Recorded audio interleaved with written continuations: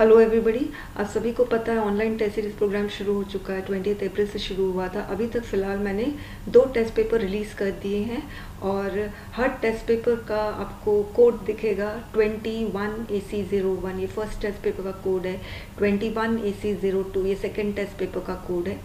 तो हर test paper के code के साथ आपको 2 लिंक नज़र आएंगे डिस्क्रिप्शन बॉक्स में, इस वीडियो के डिस्क्रिप्शन बॉक्स में। और यदि आप प्लेलिस्ट में जाएंगे तो आपको प्लेलिस्ट दिखेगा 2021 ऑनलाइन टेस्ट सीरीज प्रोग्राम। इस प्लेलिस्ट के अंदर जितने भी वीडियोस हैं सभी वीडियोस के डिस्क्रिप्शन बॉक्स में आपको टेस्ट पेपर कोड के साथ 2 लिंक दिखेंगे। एक आंसर पेपर का लिंक है, एक क्वेश्चन पेपर का लिंक है। तो यदि जिसको क्वेश्चन अटेम्प्ट करना है वो क्वेश्चन पेपर के लिंक में क्लिक करके टेस्ट पेपर बाय करेंगे और जिसको सिंपली आंसर्स चाहिए तो वो आंसर पेपर में क्लिक करेंगे। अब जिसने भी 21AC01 का टेस्ट पेपर खरीदा है इवैल्यूएशन के लिए, उनको अपने आंसर्स मुझे ईमेल करने होंगे। ईमेल क्वेश्चन पेपर में ही ईमेल आईडी दी हुई है। अब एक स्टूडेंट की मेरे पास क्वेरी आई थी कि मैम हम बहुत लेट हो गए हैं, 21AC01 हमने ख़रीद लिया है मगर अभी तक हम सबमिट नहीं कर पाए, तो हम कर सकते हैं क्या? तो स्टूडेंट्स, एक चीज़ मैं बहुत अच्छे से क्लैरिफाई करना चाहती हूँ। आप कोई भी टेस्ट पेपर कभी भी खरीदो, उससे कोई फ़र्क नहीं पड़ता है कि आप उसको सबमिट कब कर रहे हो। सपोज़ आपने एक टेस्ट पेपर मेरे से अप्रैल मंथ में ख़रीदा, आप आंसर नहीं लिख पाए किसी भी वजह से, आप मुझे मई में सबमिट कर सकते हैं। वही टेस्ट पेपर जो आपने अप्रैल में ख़रीदा आप जून में सबमिट करो, जुलाई में सबमिट करो, अगस्त में बिफोर एग्ज़ाम आप सबमिट करो, आपका करेक्शन होगा, इवैल्यूएशन होगा। इसीलिए आप ये मत सोचना कि टेस्ट पेपर सबमिट करने का कोई लास्ट डेट है या कोई इस तरह का मैंने डेट का बाउंडेशन दिया हुआ है, ऐसा कुछ नहीं है। कभी भी आप टेस्ट पेपर खरीद सकते हो। हालांकि मैं शेड्यूल के अकॉर्डिंग ही टेस्ट पेपर रिलीज़ करूँगी, मगर आप टेस्ट पेपर कभी भी खरीद सकते हैं और उसको कभी भी सबमिट कर सकते हैं बिफोर एग्ज़ाम के पहले तक का। ओके, चलिए अब शुरू करते हैं। इस बार इस वीडियो में मैं आर्गुमेंट के आंसर्स का डिस्कशन करूंगी। तो 21AC01 में ये 2 आर्गुमेंट पूछा गया था। We are architect of our own demise. Next है coding is as important as maths and humanities for kids at an early age. तो शुरू करते हैं। जिसको भी इसके आंसर्स चाहिए 21AC01 का, वो डिस्क्रिप्शन बॉक्स में जाएंगे, उनको 21AC01 आंसर पेपर दिखेगा, तो आप डाउनलोड कर सकते हैं। तो पहला आर्ग्यूमेंट है we are architect of our own demise. तो मैं पहले आर्ग्यूमेंट का फॉर्मेट बता देती हूँ।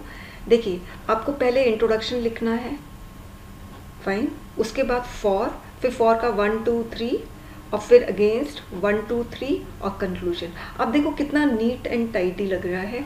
इंट्रोडक्शन है, उसके नीचे फिर मैंने एक लाइन खींचा है और फिर उसके नीचे इंट्रोडक्शन के नीचे फिर मैंने इंट्रोडक्शन का जो कंटेंट होता है वो दिया। अब कोई स्टूडेंट्स होते हैं इंट्रोडक्शन के बगल में ही लिखना शुरू कर देते हैं, तो ऐसे तो कोई प्रॉब्लम नहीं है मगर बहुत मेसी लुक देता है।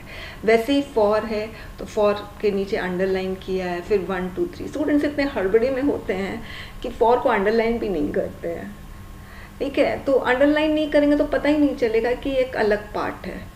वैसे ही अगेंस्ट उसके नीचे लिखना शुरू किया है 1 2 3, फिर 1 2 के बीच में गैप है, 2 और 3 के बीच में गैप है, फिर कंक्लूजन है, कंक्लूजन के नीचे अंडरलाइन और उसके नीचे लिखना शुरू किया है। फाइन, अब हम इंट्रोडक्शन पे आते हैं। तो इंट्रोडक्शन में क्या लिखना है, पहले तो लेंथ बता देती हूँ। जो इंट्रोडक्शन का जो कंटेंट होगा उसका लेंथ जो होगा बहुत कम से कम रखो, एकदम मिनिमल। मतलब आप एक लाइन में अगर इंट्रोडक्शन अपना ख़त्म कर सकते हो तो वेल एंड गुड। अब कोई स्टूडेंट्स कहते हैं मैम इंट्रोडक्शन देना ज़रूरी है। बिल्कुल ज़रूरी है, क्योंकि आप आर्ग्यूमेंट शुरू करने के पहले यानी डिबेट शुरू करने के पहले आपको एक स्टेज तो तैयार करना पड़ेगा ना, एक बैकग्राउंड तो देना पड़ेगा ना, इसीलिए इंट्रोडक्शन ज़रूरी होता है। अब इंट्रोडक्शन में आप क्या दे सकते हो, आप हिस्ट्री दे सकते हो, कुछ ऐसा डिफ़िकल्ट सा अनफेमिलियर सा वर्ड है उसका मतलब भी दे सकते हो। जैसे we are architect of our own demise, ये अनफेमिलियर नहीं है, इसमें कोई भी वर्ड ऐसा नहीं है जो अनफेमिलियर है। यदि कोई जैसे ये we are architect of our own demise एक तरह का कोटेशन टाइप का, तो ये कोटेशन किसने कहा अगर आपको पता है वो आप लिख सकते हैं, ठीक है? आप मीनिंग दे सकते हैं, जैसे we are architect of our own demise, इसमें आप मीनिंग चाहे तो आप मीनिंग दे सकते हैं, आप हिस्ट्री दे सकते हैं। अगर किसी स्कीम पे है, जैसे कोडिंग वाला जो आया है हमारा आर्ग्यूमेंट का टॉपिक, इसमें तो कोडिंग जो है गवर्नमेंट ने कुछ इनिशिएटिव लिया है क्या कोडिंग से रिलेटेड, वो आप लिख सकते हैं। एनईपी में ऐसा कुछ प्रोविजन है कोडिंग से रिलेटेड, अगर है तो आप वो लिख सकते हैं। तो आप गवर्नमेंट का scheme related to the topic, आप रिलेटेड टू द क्वेश्चन आप दे सकते हैं अपने इंट्रोडक्शन में, मगर कोशिश करना है इंट्रोडक्शन एकदम शॉर्ट हो, ज़्यादा वर्ड्स ना लो, क्योंकि असली मार्क्स आपको जो मिलने वाला है वो फॉर और अगेंस्ट के पॉइंट्स में मिलने वाला है। ओके, इंट्रोडक्शन में एक चीज़ आपको ध्यान रखना है कि आप साइड्स बिल्कुल नहीं लोगे। कहने का मतलब है we are architect of our own demise. इसमें आप ऑब्वियसली आपको फेवर में बोलना है, फॉर में और अगेंस्ट में बोलना है। तो अगर आपने इंट्रोडक्शन में ही अपने ओपिनियन दे दिए कि yes we are architect of our own demise because this and this, तो फिर आपका वहीं पे गलत हो जाएगा। तो इंट्रोडक्शन देते समय आपको बहुत केयरफुल रहना है कि आप कभी भी साइट्स नहीं लो। अब जैसे मैं आपको एक एग्जांपल देती हूँ अजय का। अजय ने ये अटेम्प्ट किया था क्वेश्चन पेपर 21 AC01। तो अजय का इंट्रोडक्शन देखिए, we are architect of our own device में human mind is developed in a way that it can help him to excel in his life और it can destroy, this depends on what he thinks of himself. इसने sides ले लिया है, इसने साफ साफ इस स्टेटमेंट को फेवर किया है अपने इंट्रोडक्शन में कि अगर इंसान चाहे तो अपनी ज़िंदगी में एक्सेल कर सकता है और या तो अपनी ज़िंदगी को डिस्ट्रॉय कर सकता है। वो डिपेंड करता है कि वो अपने बारे में क्या सोच रहा है। तो इसने तो साइड्स ले लिए हैं, वो फेवर में बोल रहा है। तो सोचो इंट्रोडक्शन का फिर मतलब क्या है। तो इंट्रोडक्शन में ना आपको फेवर में बात करना है, ना आपको अगेंस्ट में बात करना है। आपको एकदम प्लेन न्यूट्रल फैक्ट देना है, बैकग्राउंड देना है। ओके, अब हम कंक्लूजन में आते हैं। कंक्लूजन में आपको बकायदा अपना स्टैंड रखना है, एक जनरल सा कंक्लूजन नहीं दे दोगे, और कंक्लूजन भी छोटा ही होना चाहिए, एकदम स्मॉल। अब इसमें स्टूडेंट्स क्या करते हैं, ऐसा कंक्लूजन दे देते हैं जो पूरा का पूरा अनरिलेटेड है क्वेश्चन से, ऐसा भी कंक्लूजन दे देते हैं। तो ऐसा नहीं चलेगा काम, आपको अपना स्टैंड देना पड़ेगा। ये एक तरीका है। दूसरा तरीका एक वे फॉरवर्ड दे सकते हो। अगर आपको लगता है कोई सपोज कुछ रिजर्वेशन पे आया है, तो रिजर्वेशन एक तरीके का प्रॉब्लम ही है इंडिया में, ठीक है, क्योंकि कुछ लोग रिजर्वेशन को फेवर कर रहे हैं, कुछ पॉकेट्स जो हैं वो रिजर्वेशन के अगेंस्ट में हैं। तो एक तरीके से हम एक सेम पेज पे नहीं आ पा रहे हैं सभी कोई रिजर्वेशन के मामले में। तो ये एक तरीके से प्रॉब्लम है। तो इस प्रॉब्लम का सल्यूशन क्या है, एक वे फॉरवर्ड आप दे सकते हैं कंक्लूजन में, मगर ध्यान रखना आपका कंक्लूजन हो पूरा का पूरा कनेक्टेड होना चाहिए क्वेश्चन से, उसमें आपका जो स्टैंड है वो नज़र आना चाहिए। मतलब आपने पूरा डिबेट कर दिया फॉर और अगेंस्ट, फिर फाइनली आपने क्या स्टैंड लिया है वो आपको बताना पड़ेगा। मगर आपका जो स्टैंड होगा वो डेमोक्रेटिक, सेक्युलर, कॉन्स्टिट्यूशनल होगा और बायस्ड नहीं होना चाहिए, आपकी प्रेजुडिस नहीं नज़र आनी चाहिए आपके स्टैंड में। ये चीज़ आपको ध्यान रखनी है। अब देखिए अजय ने कंक्लूजन कैसे दिया है, we are man is an architect of his own demise, ये वाला जो टॉपिक है इसका कंक्लूजन इसने दिया, as human have progress a more with the help of technology and is thinking ability, this should not become a threat to future generation in a climate change, artificial intelligence etc. अब देखिए कितना disconnected है ये conclusion, मतलब question से connected ही नहीं है। अब आप ये सोच लीजिए, इसने अपना स्टैंड दिया है but his stand is with respect to some other topic, not with this question. तो ऐसा भी एकदम डिसकनेक्टेड कंक्लूजन आप नहीं दोगे। ओके, अब देखिए ये मैं जो कंक्लूजन दिखा रही हूँ इसी क्वेश्चन का है, we are architect of our own demise. तो इसमें खुशवीर ने, हालांकि इसको 0 मिला है मगर इसका आप कंक्लूजन देख सकते हैं, every human is architect of our own destiny and demise within the boundaries of civic society, within the boundary of civil society. The free will and action of human according to that define the place of human in his demise. बहुत clarity नहीं है मगर इससे पता चल रहा है कि इसका जो कंक्लूजन है वो पूरा का पूरा कनेक्टेड है आर्गुमेंट क्वेश्चन से। तो मेरे ख्याल से अब आपको पता चल गया होगा इंट्रोडक्शन कैसे लिखना है, कंक्लूजन कैसे लिखना है। अब हम फॉर के पॉइंट्स में और अगेंस्ट के पॉइंट्स में आते हैं। यहाँ पर मैंने फॉर लिखा है, क्योंकि फॉर इसलिए लिखा है क्योंकि क्वेश्चन में जो आप देखेंगे क्वेश्चन का जो इंस्ट्रक्शन होता है उसमें फॉर एंड अगेंस्ट वर्ड लिखा रहता है, इसीलिए मैं फॉर एंड अगेंस्ट लिखती हूँ। इंस्ट्रक्शन के अकॉर्डिंग हम चल रहे हैं, क्वेश्चन का इंस्ट्रक्शन जैसे वैसे ही हम फॉर लिख रहे हैं और वैसे ही अगेंस्ट लिख रहे हैं। ओके, इंस्ट्रक्शन के अगेंस्ट नहीं जा रहे हैं हम। अब कोई कोई स्टूडेंट है वो ऐसे लिखते हैं, argument in the favour of the statement, for के बदले लिखते हैं argument in the favour of the statement, argument against the statement. इतना लंबा लिखने की ज़रूरत ही नहीं है। जब फॉर से काम चल रहा है, छोटा सा वर्ड से काम चल रहा है, तो आप इतना लंबा सेंटेंस क्यों लिख रहे हैं? ये चीज़ समझ में आ गई। अब दूसरा स्टाइल है जो लिखने का, वो ये है कि जो क्वेश्चन है, we are architect of our own demise because, ऐसा लंबा सा लिखेंगे, फिर बिकॉज लिख के फिर फर्स्ट सेकंड थर्ड लिखेंगे, वो भी गलत तरीका है। आप इंस्ट्रक्शन फॉलो करिए ना। इंस्ट्रक्शन में लिखा right argument for and against, तो फॉर लिखो और फिर अगेंस्ट लिखो। इनफैक्ट फेवर भी मत लिखो फॉर की जगह, आप तो फॉर ही लिखो क्योंकि क्वेश्चन में दिया हुआ है। तो ये दोनों अप्रोच गलत है और बहुत टाइम कंज्यूमिंग। इतना लंबा सेंटेंस लिखने की ज़रूरत नहीं है जब फॉर एंड अगेंस्ट से काम चल रहा है। एक और प्रॉब्लम है, इसमें ना वर्ड लिमिट नहीं लिखा रहता। अगर आप इंस्ट्रक्शन में देखोगे कहीं पे भी वर्ड लिमिट नहीं लिखा है, तो इसका मतलब ये नहीं है कि अच्छा वर्ड लिमिट नहीं है तो चलो बस लिखते जाओ लिखते जाओ, ऐसा तो है नहीं। कहीं तो आप लिमिट सेट करोगे ना कि मुझे इतने में तो लिखना ही है ना। बिना और मतलब कि आप बिना टारगेट सेट किए आप कैसे लिखते जाओगे, ऐसे काम नहीं चलेगा। तो वर्ड लिमिट सेट करो। अब मैंने जो लॉजिक लिया है वो मैं आपको बता दूं। एक आर्गुमेंट 20 मार्क्स का होता है, एक एस्से भी 20 मार्क्स का होता है। एस्से 300 वर्ड्स में लिखना है, तो उसी हिसाब से अगर आर्गुमेंट भी 20 मार्क्स का तो उसको भी 300 वर्ड्स में लिखो। ये लॉजिक मैंने अपनाया है और मैं हमेशा अपने आर्गुमेंट को 300 वर्ड्स तक कंप्लीट करने की कोशिश करती हूँ, मगर ज़्यादा हो भी जाता है। ओके, अच्छा, अब फॉर के पॉइंट्स में क्या लिखना है? जैसे अपने दिमाग में बैठाओ कि मुझे फेवर में लिखना है, तो ऐसे अपने दिमाग में लिखो, we are architect of our own demise because, दिमाग में, कि इसमें हमें क्या लिखना है कि हम अपने डिमाइज के खुद ही कारण हैं, क्योंकि ऐसे लिखोगे नहीं, ये सोचोगे अपने दिमाग में। और वैसे ही अगर आपको अगेंस्ट में लिखना है तो आप लिखोगे we are not architect of our own demise because, ऐसा सोचोगे, लिखना मत ऐसे। तो बस नॉट लगा दो और यहाँ पे बिकॉज लगा दो, आपको अपने आप आपके पास कंटेंट आता जाएगा। फाइन। अच्छा, अब जब आप फॉर का पॉइंट्स लिख रहे हो और आप अगेंस्ट का पॉइंट्स लिख रहे हो, तो आपको ध्यान रखना है आप इलैबोरेटली लिखो। कहने का मतलब है, अब स्टूडेंट्स क्या करते हैं, उनका ये मिसकंसेप्शन होता है कि नंबर ऑफ पॉइंट्स ज़्यादा बढ़ा दिए। मैंने कहने का मतलब है 1 2 3 4 5 6 7 8 9 10 फॉर के पॉइंट्स में, फिर 1 2 3 4 5 6 7 8 9 10 अगेंस्ट के पॉइंट्स में। मतलब उनको चिंता ये रहती है कि कैसे हम नंबर ऑफ पॉइंट्स बढ़ाएं। उनको लगता है कि भाई नंबर ऑफ पॉइंट्स बढ़ाने से मार्क्स भी ज़्यादा मिलेंगे।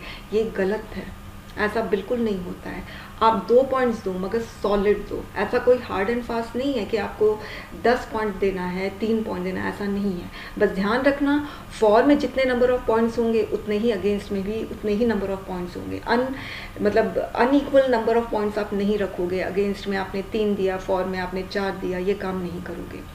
और हर पॉइंट को आप इलैबोरेटली लिखो। आप ये मत देखो क्वांटिटी बढ़ानी है, आप ये देखो हर पॉइंट जो मैं लिख रहा हूँ उसका मैं क्वालिटी बढ़ाऊँ। क्वालिटी बढ़ाने का मतलब क्या है, आप जो भी आप लिख रहे हो अपना ओपिनियन दे रहे हो कि आपको लग रहा है कि हाँ हम ही कारण हैं, अपने जो भी हमारे साथ होता है उसके हम ही कारण हैं। अगर आपको ऐसा लग रहा है तो उसके पीछे एक आप एविडेंस दो या आप कुछ इस तरह का लॉजिक दो, रीज़न दो सॉलिड सा, तब आपका बहुत अच्छा हो जाएगा, बहुत अथॉरिटेटिव कंटेंट हो जाएगा, अथॉरिटेटिव पॉइंट्स हो जाएंगे।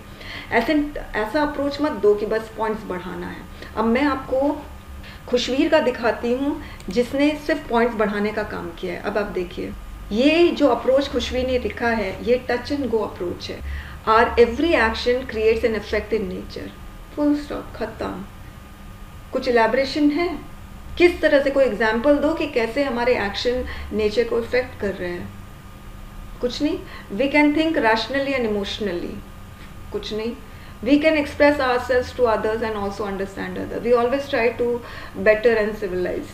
क्या है इसमें? कुछ है ही नहीं। इसीलिए आप देखोगे इसको इसमें 0 मिला है, क्योंकि इसका जो अप्रोच है वो टच एंड गो अप्रोच है। बस लिखो आगे बढ़ो, लिखो आगे बढ़ो। इलैबोरेशन बिल्कुल नहीं, एविडेंस बिल्कुल नहीं, एग्जाम्पल बिल्कुल नहीं, रीज़न बिल्कुल नहीं। ये जो टच एंड गो अप्रोच है इसमें आपको सिर्फ 0 मिलेगा और कुछ भी नहीं। तो इस चीज़ का आपको ध्यान रखना है। और देखिए, इसने भी साइट्स लिया है इंट्रोडक्शन में, जैसे we human beings are different from other species because we think and can act accordingly. We can also जज our action but we can not undo them. We can not undo them. देखो इसने साफ साफ sides लिया है, कहने का मतलब है we are architect of our own demise, इसके अगेंस्ट में इसने यहाँ पर लिख दिया इंट्रोडक्शन में। तो मैंने ये देखा है बहुत सारे स्टूडेंट्स यही मिस्टेक करते हैं कि इंट्रोडक्शन में साइड्स लेने की कोशिश करते हैं, तो ये काम आप नहीं करोगे। अब एक और प्रॉब्लम जो स्टूडेंट्स करते हैं वो मैं आपको बता दूं, ये अजय का मैं आपको दिखा रही हूँ। अगेंस्ट में अजय ने सजेशन दिया है, आप आर्गुमेंट में सजेशन दे ही नहीं सकते हो। सजेशन जो देना है, आपके पास है कोई सजेशन तो वो आप कंक्लूजन में दीजिए in the form of way forward. आप अगेंस्ट में सजेशन नहीं दे सकते हो। अब आप देखिए यहाँ पर इसने लिखा है architect of our own demise, if we think of positive then positive things happen in life, if in order to do this we have to in order to avoid this we should not be negative things, you know, ये सब इसने लिखा है। out of body by practicing meditation and yoga। सोचिए suggestion दे दिया, जबकि suggestion देना ही नहीं। आप तो सीधे से बताओ कि हम आर्किटेक्ट हैं कि नहीं, अपने डिवाइस के हैं या नहीं है, सीधे से ये बताओ। आप सजेशन नहीं दे सकते हो, फाइन। तो इसीलिए मैंने इस तरह से इसको, और ये सब सारे इसने पॉइंट्स इनवैलिड दिए हैं। और एक और स्टूडेंट्स की क्वेरी होती है कि मैम जो हम फॉर का पॉइंट हम लिखते हैं ज़रूरी उसी पॉइंट को हम काउंटर करें अगेंस्ट में, ऐसा कोई ज़रूरी नहीं है। अगर आपके पास है पॉइंट काउंटर करने के लिए तो आप दीजिए, अगर आपके पास नहीं है तो फिर आप मत दीजिए। ओके, मेरे ख्याल से मैंने सारे क्वेरीज है वो मैंने इस वीडियो में सॉल्व कर दिए आर्गुमेंट से रिलेटेड। मगर फिर भी कोई क्वेरीज रहती है तो आप कमेंट सेक्शन में पूछ सकते हैं। अब देखिए, we are architect of our own device, इसमें मैंने एक टेक्नोलॉजी के बारे में लिख दिया है। तो टेक्नोलॉजी की वजह से हमें ये सारी डिजीज़ेज़ हो जाती हैं। ओके, तो ये डिजीज़ हमारा ही क्रिएशन है। उसके बाद मैंने इन्वायरमेंट और ह्यूमन का एक्शन उसको कनेक्ट किया है। जो इन्वायरमेंटल डैमेज हो रहा है वो ह्यूमन के एक्शन की वजह से हो रहा है। फिर मैंने देखिए यहाँ पर एक अपने ओपिनियन को सपोर्ट करने के लिए यहाँ पर उत्तराखंड का एक एग्जाम्पल दे दिया है। फिर यहाँ पे जो वॉर्स हुए हैं उसका मैंने एग्जाम्पल दे दिया, मैन मेड बॉर्डर्स, अनसैटिएटेड एपिटाइट, हम लोग की ग्रीड ही ख़त्म नहीं होती है।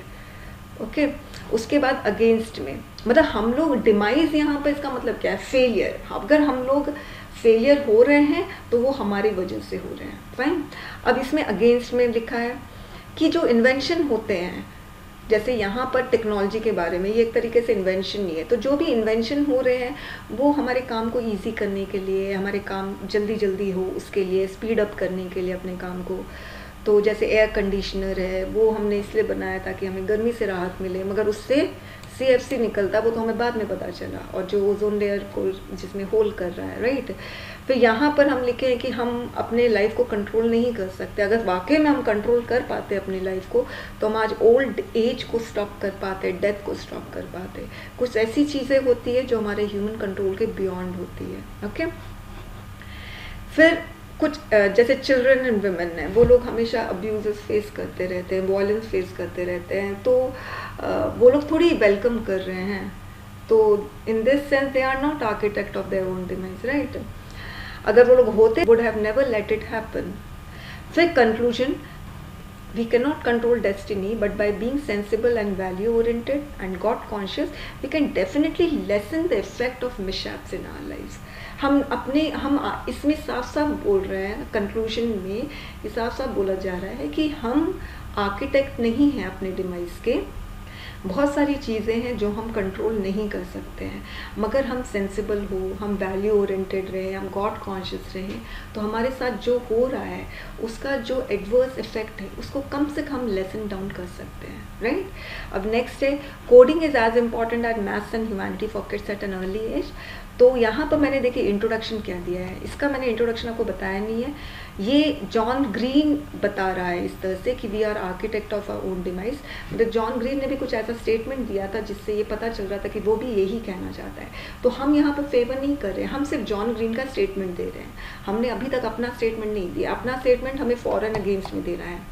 अब यहाँ पर coding is as important as maths and humanity, इसमें मैंने जो इंट्रोडक्शन दिया है इसमें सेंट्रल गवर्नमेंट के बारे में बताया है कि सेंट्रल गवर्नमेंट ने ऐसे प्लान किया है कि कोडिंग को इंट्रोड्यूस करने के लिए फ्रॉम क्लास 6th। ओके, अब यहाँ पे coding is in fact another form of computer literacy. तो इस कंप्यूटर लिटरेसी की वजह से क्या होता है कि जो किड्स हैं वो लोग डिजिटल एरा में क्या हो रहा है उसका वो नॉलेज एक्वायर कर सकते हैं। वो एक इस तरह का they will become the part of that work force with that have new set of skills ठीक है। फिर उनके करियर प्रोस्पेक्ट्स बढ़ेंगे और वो लोग नई नई चीज़ को क्रिएट कर सकते हैं, जैसे सॉफ्टवेयर, वेबसाइट, ऐप्स। फिर कोडिंग नॉलेज से किड्स को क्या होगा, बहुत अच्छे से अपने वर्ल्ड में जो जो हो रहा है वो बहुत अच्छे से समझ पाएंगे। और जो किड्स बहुत इमेजिनेटिव होते हैं और बहुत फैंसीफुल थॉट्स होता है। मुझे पहले लगता था कि रेडियो में जो गाने की आवाज़ आ रही है, क्योंकि इसलिए आ रही है क्योंकि रेडियो के अंदर ही कोई है जो गाना गा रहा है, कोई इंसान है रेडियो के अंदर जो गाना गा रहा है। तो इस तरह के फैंसीफुल थॉट्स होते हैं किड्स के। तो अगर कोडिंग वो लोग सीख लेंगे तो उनको पता चल जाएगा कि ये सब जो टेक्नोलॉजी से काम कैसे करती है। फिर किड्स की क्रिएटिविटी बढ़ेगी और डिजिटल मीडिया टेक्नोलॉजी को कंज्यूम नहीं करेंगे, ये लोग क्रिएट भी कर सकते हैं। तो सिर्फ खेलना ही नहीं, वो लोग खुद अपना वीडियो गेम भी क्रिएट कर पाएंगे। फाइन। और फिर मैंने अगेंस्ट में लिखा है कि कंप्यूटर और कोडिंग ये सब सीखने के लिए मैथ्स सीखना बहुत ज़रूरी है। ओके। और ह्यूमैनिटीज़ होना भी बहुत ज़रूरी है, क्योंकि सोशल स्किल्स तभी उनको मिलेगा। और मैथ्स और ह्यूमैनिटीज़ का सेकंड पॉइंट में लिखा है, उसकी बहुत हाई वैल्यू है और टाइम टेस्टेड है, मगर कोडिंग है एक न्यू वेव है। ओके। और इसके ना आइज़ भी डैमेज हो सकती है, स्क्रीन टाइम ज़्यादा होगा। फिर मैंने एक और चीज़ लिखा है, कोडिंग जो है पाइथन, C++ के बगैर नहीं आ सकती है। तो इसीलिए ये लैंग्वेज सीखने के लिए फिर मैथ्स भी होना ज़रूरी है।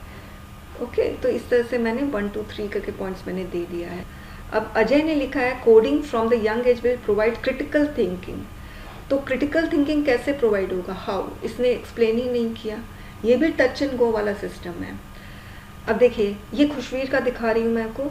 इसने फॉर में कोडिंग का लिखा है, coding is a requirement of this growing technological world, student should understand the basic software which are being used on daily basis.